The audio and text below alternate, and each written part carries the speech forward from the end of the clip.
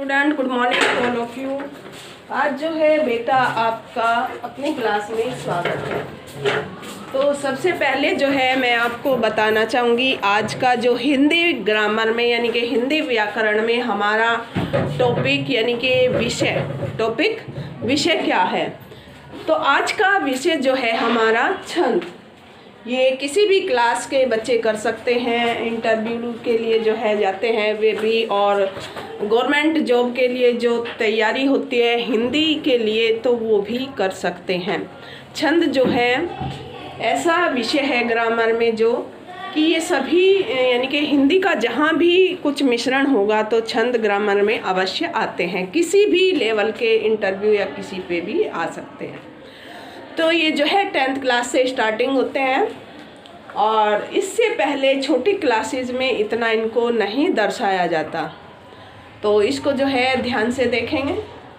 तो ये है हमारा सबसे पहले छंद के अंग। तो सबसे पहले कोई भी शीर्षक या पाठ का नाम होता है तो हमारे पाठ का क्या नाम है? छंद। तो इसका अर्थ क्या होगा? सबसे पहले जो है हम ये जानेंगे कि छंद का क्या अर्थ है। छंद का अर्थ होता है छिदी। ये किससे बना है? छिदी धातु से बना है। छंद जो शब्द है वो छिदी धातु से बना है। तो इसको कहते हैं छंद, जो कि एक छिदी धातु से जो है इसका रचना हुई है, इसकी अभिव्यक्ति हुई है छिदी धातु से। और ये जो है एक संस्कृत साहित्य की प्राचीनतम जो है रचना है, जो कि संस्कृत में इसका प्रयोग किया जाता था ज़्यादातर, यानी कि ऋग्वेद में जो है इसका प्रचलन था। प्राचीन काल में ऋग्वेद जो हमारा बना था तो उसमें जो है इसका प्रयुक्त मात्रा में मिश्रण था और उसका जो है प्रयोग किया जाता था। और छंद का एक और तात्पर्य मैं बता देती हूँ। छंद जो है कविता को जब हम बोलते हैं कविता को लय देता है। उसमें जो है कविता को लय देने के कारण जो है कविता हमारे बहुत ही जल्दी जो है कंठस्थ हो जाती है, याद हो जाती है। जैसे कोई भी ऐसी कविता हो जिसको हम लय में गाते हैं एक गीत के माध्यम से, जैसे लय चलती है ना, समझ रहे हो ना लय। तो लय में जब हम कोई कविता गाते हैं तो आप उसको समझ जाएंगे कि इसमें किसका प्रयोग किया गया है, यानी कि छंदों का जो है उस कविता में जो है प्रयोग किया गया। हटकर बैठा चांद एक दिन माता से यह बोला। हटकर बैठा यानी कि जो चांद है वो एक दिन हट कर बैठा अपनी माता से। क्या हटकर बैठा? हटकर बैठा चांद एक दिन माता से यह बोला, सिलवा दो माँ मुझको मोटा एक झिंगोला। ये एक कविता है जो कि आप 3rd 4th के स्टैंडर्ड में आपने पढ़ी होगी। तो इसमें जो ये लय है, जो हमने इस कविता को पढ़ा है, तो ये बहुत ही जल्दी हमारे कंठस्थ हो जाती है जब हम लय में कोई कविता या गीत की रचना करते हैं। तो उसे जो है हम क्या कहते हैं? छंद। अगर आप इसकी एक परिभाषा लेना चाहोगे कि जिस प्रकार जो है कवि अपनी रचना को ढांपने के लिए, उसको अच्छे ढंग से जो है बनाने के लिए, अच्छे ढंग से बनाने के लिए छंदों का प्रयोग करता है। तो इसी प्रकार जो है कवियों ने जो है एक किससे डर के? मृत्यु के डर से। कवियों ने जो है मृत्यु के डर से अपने आप को, अपने शरीर को जो है किससे ढांप लिया था? छंदों से ढांप लिया था, यानी कि ढक लिया था। तो इसमें जो है एक ये भी आप दे सकते हैं, या ये भी कह सकते हैं छंद शब्द का जो है छिदी धातु से बना है। सबसे पहले आप ये लिख सकते हैं कि छंद शब्द जो है किस धातु से बना है? छिदी धातु से। जैसे मैंने स्टार्टिंग में आपको बताया था कि छिदी धातु से बना है। इसका अर्थ होता है ढकना। क्या होता है इसका अर्थ? ढकना। छंद का अर्थ होता है ढकना, यानी कि छंदों की उपयोगिता छंदों से होती है। छंदों की उपयोगिता जो है किससे होती है? छंदों से। दयो और उपनिषद में एक रूपक द्वारा जो है इस प्रकार स्पष्ट की गई है, यानी कि देवताओं ने यहाँ से सुनेंगे ध्यान से डेफिनेशन के लिए कि देवताओं ने जिस प्रकार, देवता समझते हो ना, जो जिनकी अपने बुजुर्ग होते हैं तो वो बाद में हम उनको देवताओं के रूप में पूजने लगते हैं। जिस प्रकार देवताओं ने अपने आप को मौत से बचने के लिए, ध्यान देंगे, जिस प्रकार देवताओं ने अपने आप को मृत्यु से बचने के लिए किससे ढांप लिया था? अपने आप को जो है, अपने नग्न शरीर को जो है किससे ढांप लिया था? छंदों से ढांप लिया था। ठीक उसी प्रकार जो है एक कामनी और जो है एक कविता को रचने के लिए कलाकार और कलाकृति जो होती है वो छंदों की अपमृत्यु से बचाता है। छंद जो है, ये जो छंद है इसका नाम छंद जो है, ये छंदों को मात्रिक छंद है, वर्णिक छंद है, और एक जो है सवैया छंद है। तो हमारे सब्जेक्ट में क्या है, यानी कि 2 छंद है, मात्रिक छंद और वर्णिक छंद। ये बताऊंगी मैं इनकी डेफिनेशन। तो एक बार फिर सुनेंगे। सबसे पहले छंद की परिभाषा क्या देंगे? छंद का शाब्दिक अर्थ है छिदी, जो कि छिदी धातु से बना है। बराबर में क्या लिखेंगे? जिसका अर्थ है ढकना। जिसका अर्थ क्या होगा? ढकना। और देवताओं ने मौत से डरकर, देवताओं ने जो है मौत से डरकर अपने आप को, अपनी रचनाओं को छंदों से ढांप लिया था। ढांप मतलब ढक लिया था। तो यह भी जो है कहा जा सकता है कि जिस प्रकार कलाकार और अपनी कलाकृति को छंदों से जो है उसकी अपमृत्यु से बचाने के लिए कलाकार, और जो कलाकृति करता है एक कलाकार, यानी कि कोई ड्राइंग बनाता है या डांस सिखाता है, कोई भी कलाकार हो सकता है ना उसमें। तो जिस प्रकार एक कलाकार अपनी कलाकृति को छंदों की जो है अपमृत्यु से बचाने के लिए जो है किसका प्रयोग करता है? छंदों का प्रयोग करता है। ये परिभाषा याद हो गई आपको? सबसे पहले हमने छंद का अर्थ बताना है, और फिर जो है जैसे देवताओं ने अपने आप को मौत से बचाने के लिए किससे ढांप लिया था? छंदों से ढांप लिया था। और ठीक उसी प्रकार जो है एक कलाकार अपनी कलाकृति को अपमृत्यु से बचाने के लिए छंदों से ढांप लेता।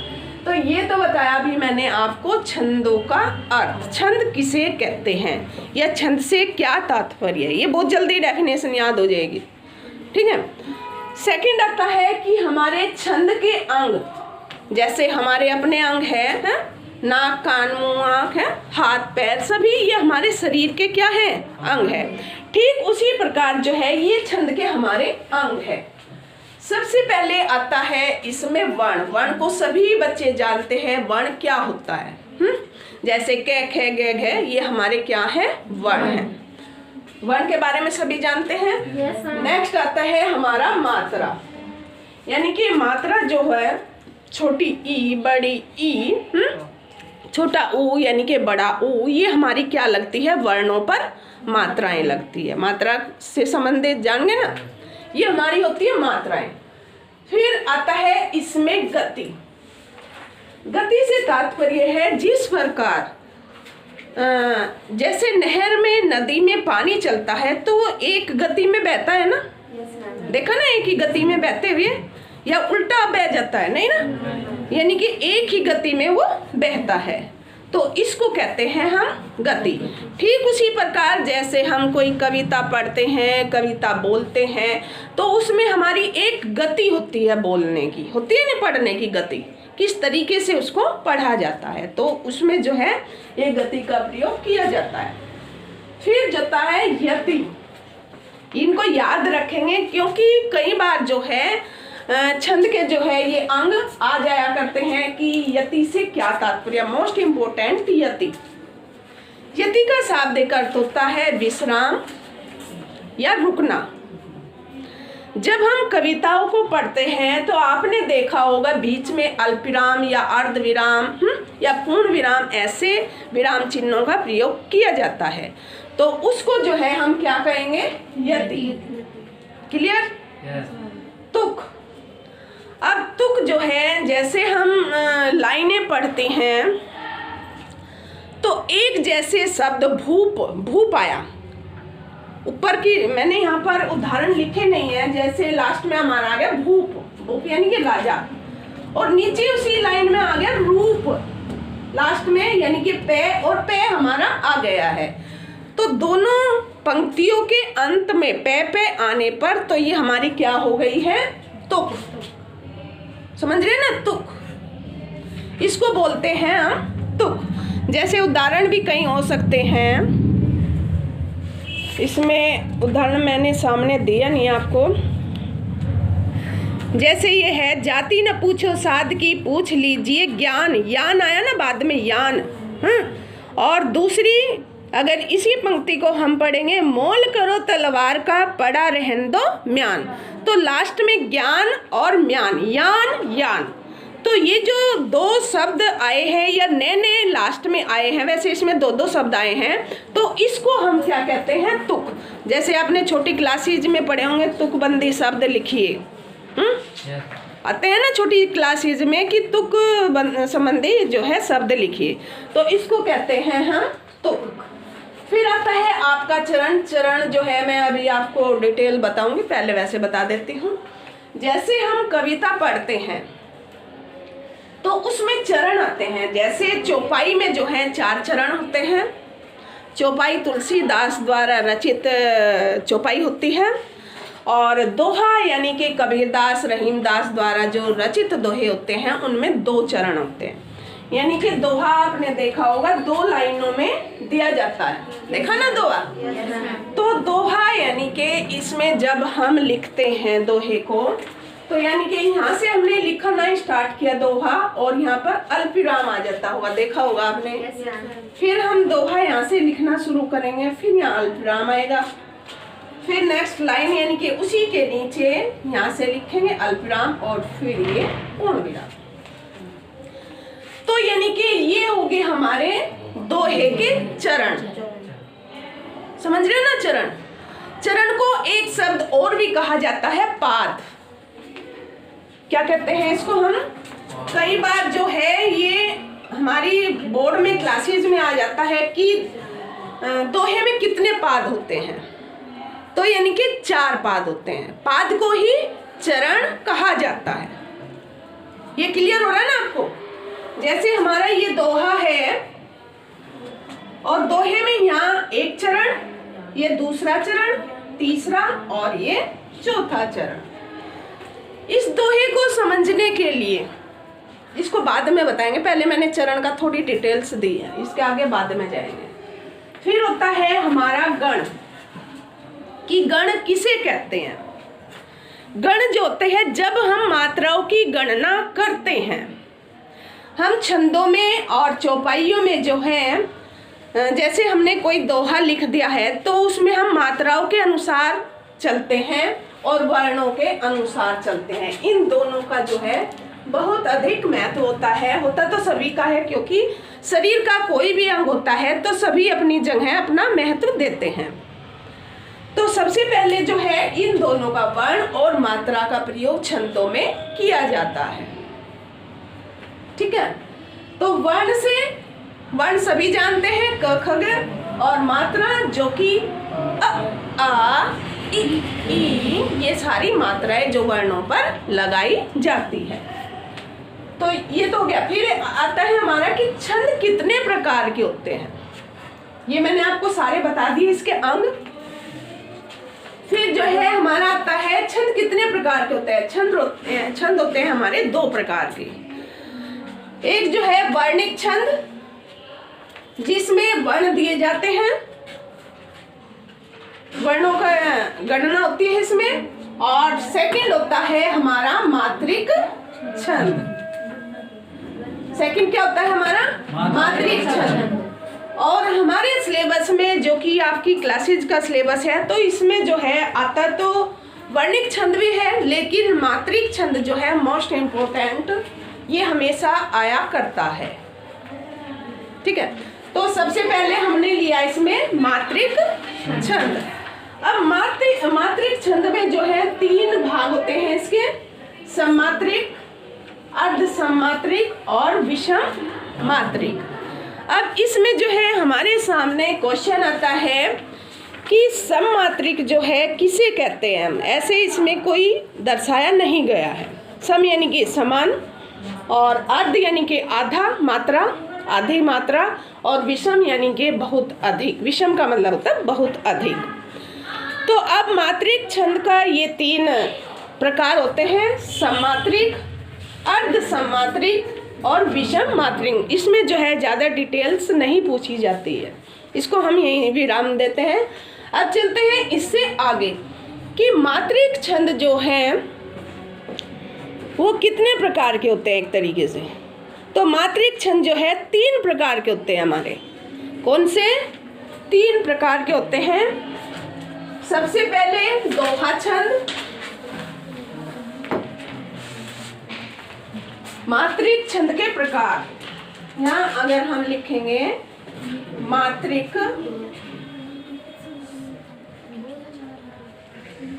छंद के प्रकार,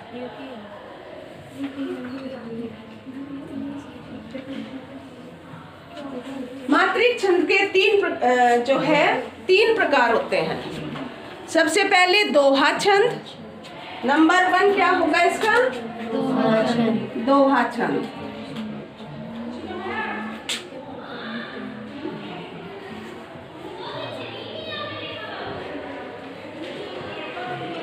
सेकंड चौपाई।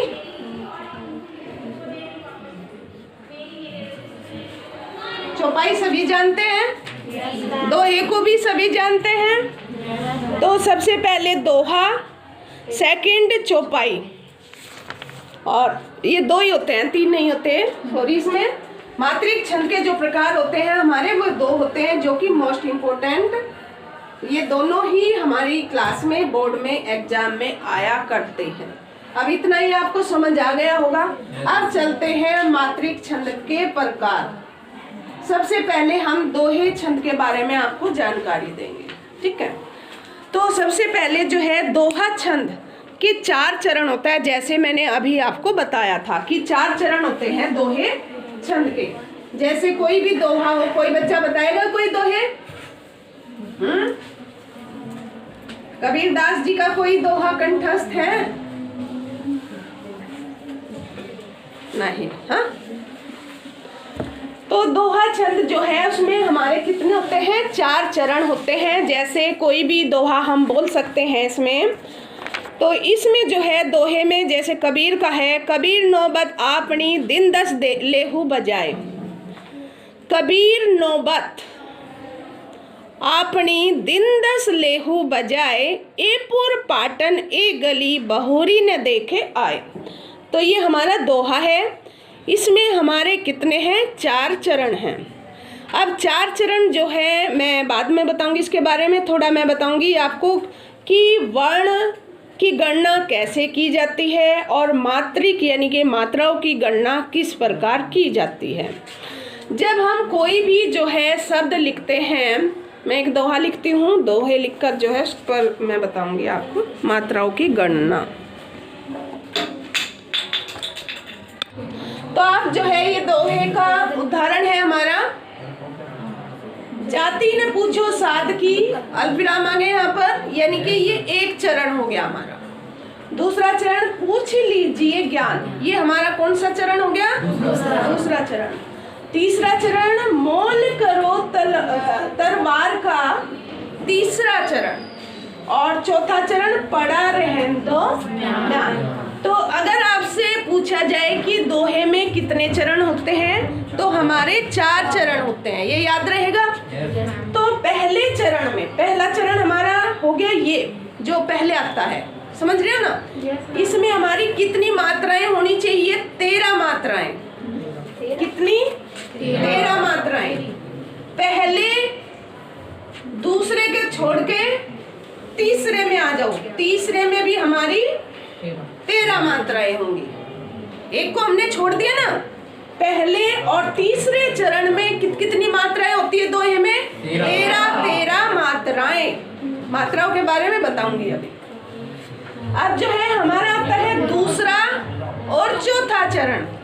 इसमें दोहे में होती है हमारी 11 मात्राएं। जब हम मात्राओं की गणना करते हैं तो यानी कि अल्प विराम तक हमारी काउंटिंग जब गिनते हैं हम इनको, तो हमारी 13 मात्राएं आनी चाहिए। इस चीज को ध्यान रखना। दोहे में कितने चरण होते हैं हमारे? 4 चरण होते हैं। अगर इसकी परिभाषा पूछी जाए कि पहले और तीसरे चरण में जो है हमारी पहले और तीसरे चरण में 13 मात्राएं और दूसरे और चौथे चरण में 11 मात्राएं होती हैं। अब जब हम वर्ण के ऊपर या मात्रा की गणना करते हैं, गण मीन्स गणना करना, गिनना, तो जब जो है बेटा हम इसमें एक जो छोटे वर्ण होते हैं हमारे अ, इ, उ, यानी कि छोटे वर्ण होते हैं। समझाने के लिए मैं यहाँ पे बताऊंगी, जैसे ये ए, ई, उ, ये हो गए, तो इन पे जो है हम लघु का चिन्ह लगाते हैं। लघु ऐसे, इसको डंडा नहीं बोलते हम, पूर्ण विराम नहीं बोलते हैं, इसको हम क्या बोलेंगे? लघु। यानी कि ये संख्या जो है हम जब काउंट करते हैं, गिनते हैं, तो 1 की संख्या में इसको गिनेंगे हम। समझ गए? अब जब आता है हमारे यानी कि मात्रा वाले आ, ई और उ, मतलब बड़ी जो मात्राएं आती है हमारी, उसकी गणना जो है हम किस में करते हैं? गुरु में। तो गुरु का चिन्ह हम क्या लगाएंगे? एस। ये हमारा गुरु का चिन्ह होगा। इसको क्या नाम देते हैं हम? गुरु के नाम से इसको जाना जाता है। दोहा छंद का अध्ययन करने के लिए सबसे पहले हम दोहा लिखेंगे, फिर जो है हम ये जानेंगे कि इसके कितने चरण हैं या कितने पाद हैं। चरण ना कहकर जो है हम इसको पाद भी बोल सकते हैं। ठीक है, अभी ग्रामर आपने गहराई से पढ़ी नहीं है, तो जो है जाति ने पूछो साथ कि ये हमारा क्या हो गया? एक पाद, यानी कि चरण ना कहकर हम इसको क्या कह सकते हैं? पाद भी बोल सकते हैं। तो इसमें ये नहीं कि ये क्या बोल दिया है, ये क्या कह दिया, ऐसा कुछ नहीं, वो दूसरी उसमें मत ले जाना। तो सबसे पहले हमने जाना पहले और तीसरे चरण में 13 मात्राएं और दूसरे और चौथे चरण में 11। अब मैंने आपको बताया कि मात्राएं किस प्रकार हम गणना करेंगे। जो हमारे छोटे वर्ण होंगे तो उसको जो है हम लघु के नाम से, लघु का चिन्ह हमारा ये होता है, जैसे पूर्ण विराम लगाते हो ना, तो ये जो है हमारा लघु का चिन्ह इसमें दर्शाया गया है। और जब हम बड़े ऊ की मात्रा को गिनते हैं तो उसको जो है हम गुरु का चिन्ह लगा देते हैं। अब ये मैंने दोहा लिखा है, इसमें हम क्या लगाएंगे? चिन्ह। गणना करने के लिए कि पहले चरण में 13 मात्राएं आई है या नहीं। लघु को हम 1 की संख्या में गिनेंगे और गुरु को हम 2 की संख्या में। 1 और 1 गुरु हो गया तो संख्या कितनी होगी हमारी? 3 होगी ना? Yes, ma'am. तो इस प्रकार जब मैंने दोहा लिखा है, इसके ऊपर जो है मात्रा लगाएंगे और मात्रा लगाने के बाद जो है हम इसकी गणना करेंगे। इतना क्लियर हो गया? तो सभी बच्चे देखेंगे मात्रा कैसे लगाते हैं हम।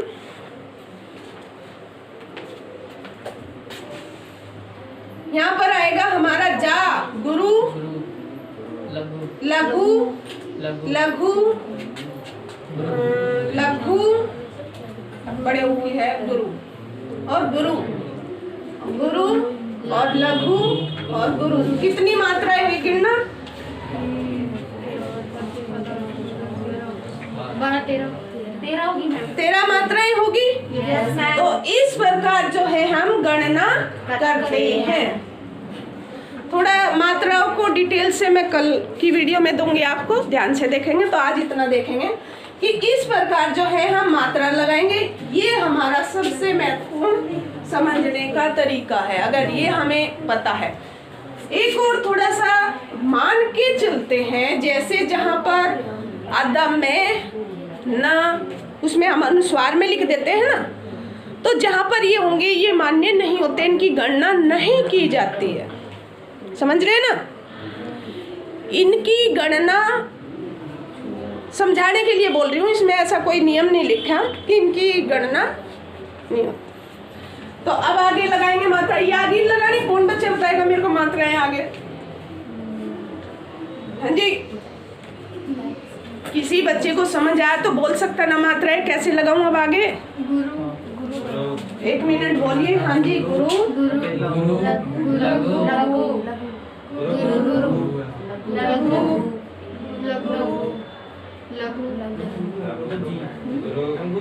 कितनी आई हैं देखना है? 10 जी में गुरु आएगा। हाँ। Yes ma'am. बोली जी उसमें भी जी में भी मैम, फर्स्ट में भी, सोच लो एक बार। फर्स्ट में भी, ऊंची में भी गुरु आएगा। 2 गुरु में ऊंची। फिर ज्यादा ये ई की मात्रा कौन सी है? छोटी देखो, ध्यान दो।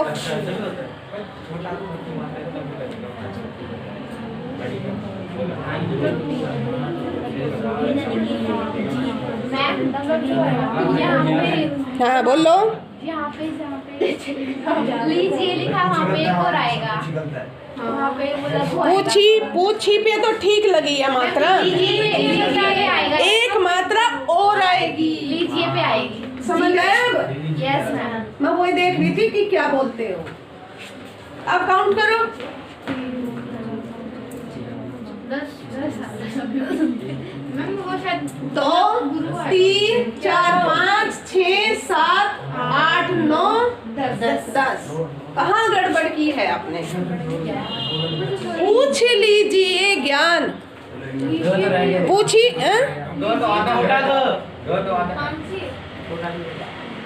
अदगे और या पे गुरु ही आएगा और ने पे लघु। अब देखिए मिलाइए। मैम यहाँ पे पू पे गुरु,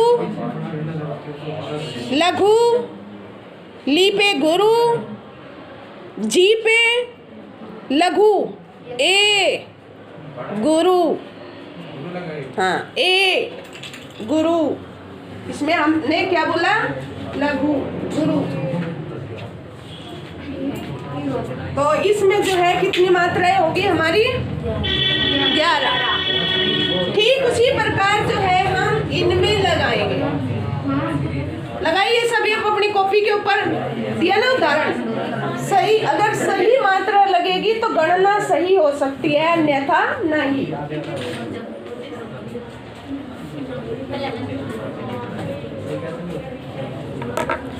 तो इस प्रकार जो है आज मैंने थोड़ा आपको किसके बारे में बताया? दोहे छंद के बारे में। इसके जो है अन्य उदाहरण मैं कल की वीडियो में दूंगी और चौपाई जो है मैं कल समझाऊंगी। आज के लिए इतना ही। Have a nice day. Take care.